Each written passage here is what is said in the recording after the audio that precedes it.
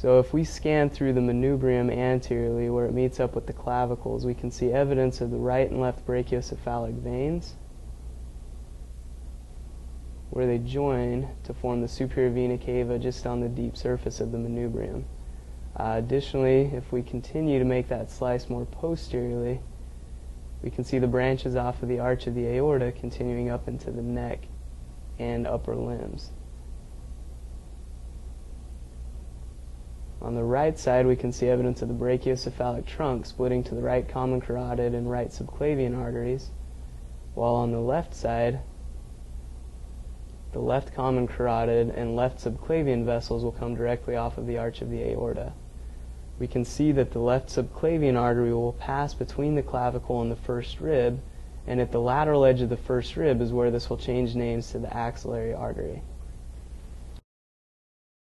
Within the axilla, we can follow the axillary artery as it turns into the brachial artery near the inferior border of teres major.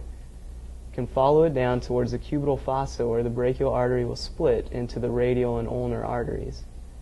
In this individual, the radial artery branches early and gives off a large superficial palmar branch, and then will continue dorsally towards the anatomical snuff box, towards the dorsum of the hand.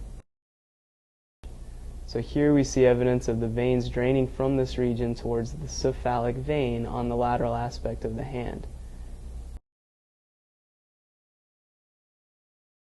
This scan allows us to look at some of the compartments of musculature within this region of the upper limb. We can see evidence of the thenar eminence as well as the hypothenar eminence, the tendons crossing into the hand from the anterior forearm, or the flexor compartment, which muscle group arises predominantly from the medial epicondyle of the humerus, whereas the extensors or posterior compartment muscles will arise from the lateral epicondyle towards the dorsum of the hand.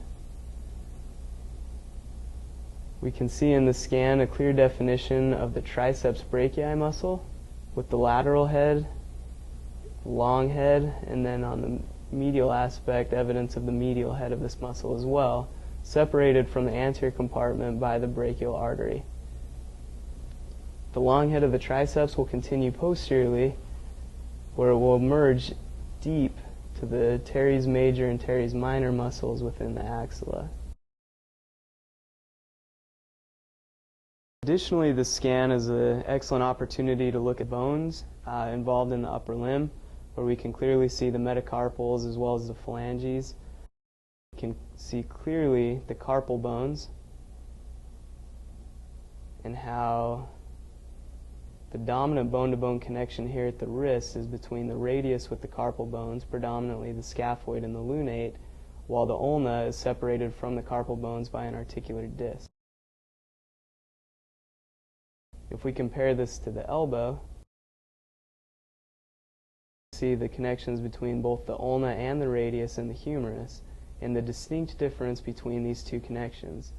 Between the radial head and the capitulum of the humerus, this will allow us to both supinate and pronate the forearm at this interaction, whereas the humeral ulnar joint predominantly allows flexion at the elbow.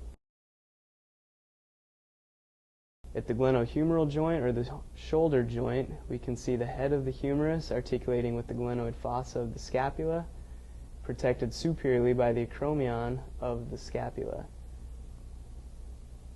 You can see the acromioclavicular joint, or the AC joint, clearly delineated,